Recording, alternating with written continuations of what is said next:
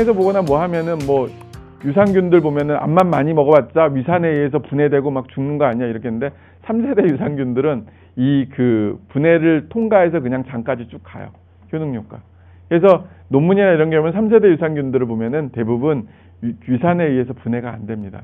그래서 뭐 코팅을 2중 코팅했든 3중 코팅, 그건 대부분 2세대 유산균이에요.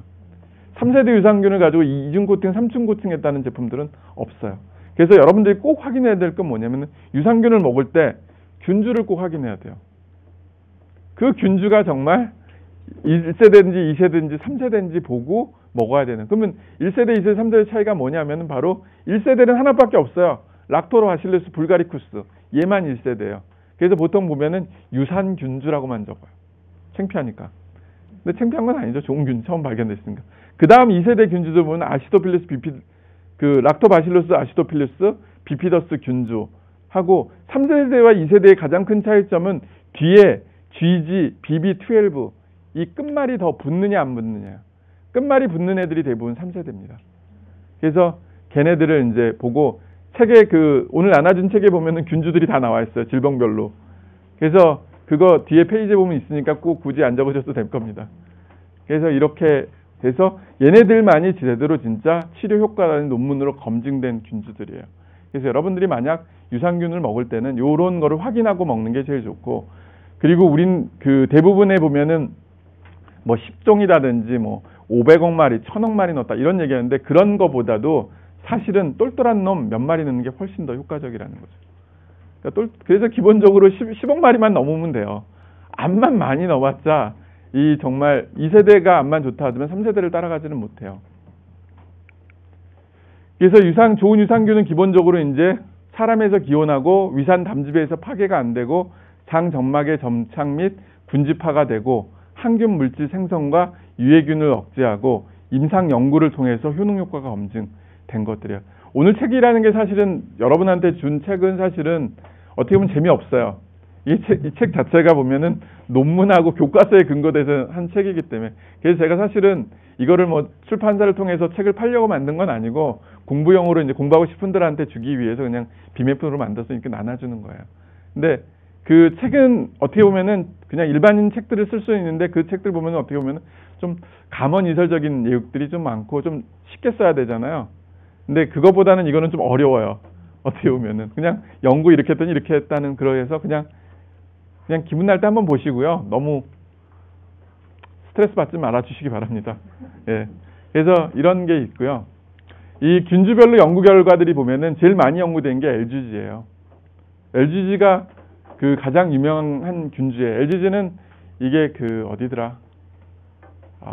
핀란드 무슨 회사인데 뭐였던 회사에서 이제 개발을 했어요. 근데 이제 그 회사의 이 LGG를 산 데가 어디냐면은 크리스찬 한센, 덴마크. 제일 유명하잖아요. 덴마크 유산균 뭐 이런. 크리스찬 한센이 전 세계 1등 유산균 회사인 게 걔네가 이제 LGG를 샀고, 그다음에 BB12가 또 크리스찬 한센에서 나오는 거예요. 그리고 그다음에 얘네들이 주로 LGG하고 BB12가 면역력을 올려주고 다양한 질병에 이제 효과가 있다는 게 나와 있는 거고, 그다음에 요 밑에 내려가면은 GR1하고 LA5 RC14이 있죠. GR1하고 RC14 같은 경우는 비뇨기과 의사가 개발한 유산균주입니다. 얘는 질하고 방광에서 유산균을 채취가 되었고 해서 봤더니 요런 균주가 나왔고, 얘네들이 이 균주가 더 재밌는 게 뭐냐면 여자들 질염이라든지 방광염을 예방하는 데 효과가 좋아요. 암만 LGG, BB12, LA5가 좋다 하지만은 여자분들 질염이나 방광염에는 또 효과가 없어요. 이게 균주마다 특성 때문에 그래요. 그 다음에 이제 LA5는 얘는 주로 이제 위쪽에 효과가 이제 대표적인 균주 중에 하나고 면역력이 좋은 것들. 그리고 이제 이렇게 균주가 이렇게 많습니다. 사실은 정말 힘들어요. 이 많은 균주를 우리가 알 수 있고 제품으로 나온 것도 워낙 많은 거예요. 그래서 여러분들이 보고 첫 번째 이제 유명한 균주부터 먹어보는 거예요. 그래서 제일 대표적인 게 LGG, BB12, 뭐 LA5 이런 거를 가지고 먼저 먹어보고 이게 한 3개월은 먹어봐야 돼요. 유산균은. 그래야 먹어보고 이게 나한테 맞으면은 그걸로 그 유산균을 꾸준히 드시면 되고, 먹었는데 전혀 효과가 없다. 그러면은 다른 균주로 바꿔서 한번 먹어보세요. 그래서 이게 왜 그러냐면은 각각 일반적으로 저런 균주가 제일 효과가 있지만 어떤 사람은 또 그 균주가 또 안 맞는 경우도 있어요. 그래서 자기한테 맞는 유산균을 찾아야 돼요. 미래에는 어떻게 되냐면은 바로 그 자기의 유산균을 배양을 해서 먹는 시대가 옵니다. 지금 대표적인 치료 중에 하나가 이제 이 장이 안 좋은 사람들을 다른 사람의 정상적인 사람의 그 변을 가지고 거기다가 이식하는 치료법이 있잖아요. 그 이유가 바로 그런 거예요. 그래서 지금은 이런 걸 하지만은 나중 되게 되면은 나한테 맞는 유산균을 직접 배양해서 하는 시대, 맞춤형 시대가 오는 거죠. 근데 그 전까지는 나한테 맞는 유산균을 본인들이 찾아서 먹어야 되는데 가장 대표적인 균주가 LGG, BB12, LA5니까 이 세 가지 균주가 있는 걸 먼저 먹는 게 제일 좋다고 돼 있어요. 유산균의 임상적인 질환들, 작용들 보게 되면은 변비, 유당불내성, 불내증, 우리가 보통 우유 먹으면 설사하고 막 그렇잖아요. 근데 한국인의 거의 한 70%가 그래요. 그래서 그런 빠진 거를, 유당이 빠진 거를 이제 먹는가 된다. 이런 거 있고요. 그 다음에 이제 위장관 감염, 제일 대표적인 게 헬리코박터잖아요. 헬리코박터 균을 죽일 때는 항생제를 씁니다. 보통 이제 3제, 4제를 쓰는데 이와 더불어 반드시 유산균을 먹어줘야 돼요. 그랬을 때 치료 효과가 훨씬 더 좋아요.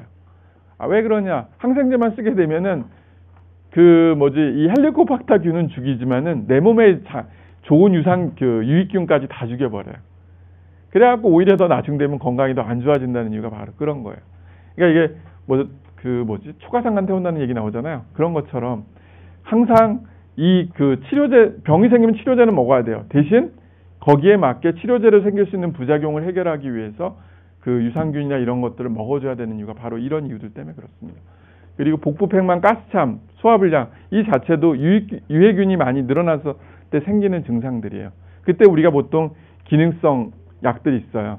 가스모틴 제거하는 이런 기능성 약도 있지만은 거기에 플러스 유산균을 꼭 먹어줘야 된다는 거.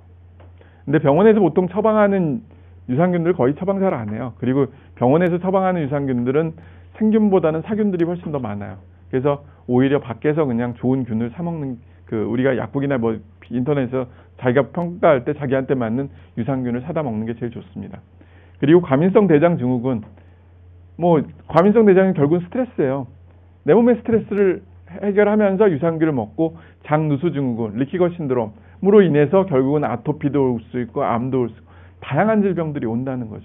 이런 것들에 다 유산균이 도움이 되고, 그 다음에 고지혈증, 우리가 콜레스테롤 약 많이 먹잖아요. 그리고 요새 운동하고 체중 빼고 여러 개 하는데 그것보다 더 중요한 게 뭐냐? 장 건강이죠. 외부에서 들어오는 콜레스테롤을 먼저 들어오는 걸 막아주는 게 바로 유산균이고 우리 소화 기능들이에요. 근데 그거는 안 하고 그냥 약으로 해결하고 다른 거로 해결하려고 하는데 절대 안 되는 효과가 없다는 거죠. 그리고 질염이라든지 비뇨기계, 알코올 간질환, 암 예방, 그리고 다양한 감염, 항생제 많이 먹었던 분들, 그리고 항생제 먹을 때는 반드시 유산균을 먹어서 이 유익균들을 보호해 줘야 됩니다. 그리고 이제 암 환자들도 그렇고 아토피 환자도 그래요. 아토피 환자들에게서 제가 항상 제일 많이 얘기해 드리는 게 검사를 통해서 원인이 되는 음식이라든지 원인을 제거하고 거기에 플러스하는 게 비타민 C, 퀘르세틴, 유산균 요 세 가지는 반드시 먹으라고 하잖아요. 비타민 C와 퀘르세틴은 알러지를 예방해 주는 효과가 있고 유산균은 뭐냐? 장내 독소들이 나가는 거를 막아주는 효과가 있어요.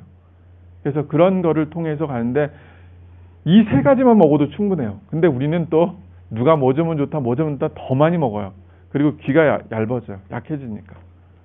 근데 모든 질병의 근본이나 시작은 하나하나 해야지 한꺼번에 다 해결하려고 하면 안 됩니다. 그래서 영양치료가 힘든 것 중에 하나가 2년 동안 끌고 가는 거. 2년은 내 몸을 변화를 시켜야지 내 몸이 좋아져요. 근데 대부분의 사람들이 우리나라 사람 특히 급하기 때문에 한 달도 지키기가 힘들어요. 사실 작심삼일이라는 말이 나오잖아요. 내가 다이어트하고 오늘부터는 이거 안 하고 뭐 하겠다. 하지만은 결국은 한 달이 아니라 일주일 넘기기도 힘들죠. 대부분. 거기다 포기하게 되고. 그게 이제 어쩔 수 없는 환경이긴 하지만 내가 건강을 지키기 위해서는 그래야 된다는 거. 치주질환, 구강건조증. 치주에 균들 되게 많잖아요, 사실은. 그 균들을 없애주기 위해서, 그리고 여기에 있는 균들 자체가 내 몸에 들어가지 않기 위해서 장내 이제 유산균들이 많으니 좋아진다고 되어 있습니다.